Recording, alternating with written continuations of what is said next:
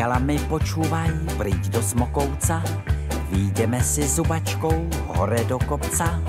Do hôr musíš naozaj dobre čižmy mať, v Tatrách môže volačo strašného sa stať. Ľudia robia kraviny, podceňujú laviny, 10 piviek urazia, do hôr pešo vyrazia, vydajú sa do diaľky, na nohách len sandálky, lavina sa zrazu utrhne, fíha, v sandáloch jej nikto nezdrhne.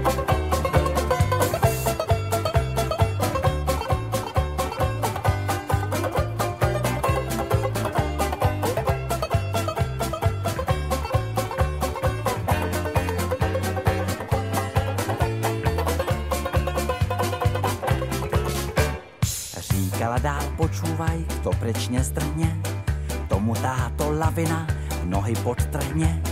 Je to takmer tutovka, zomrieš smrťou v svahu, vieš čo, nechoď do Tatier, neopúšťaj Prahu.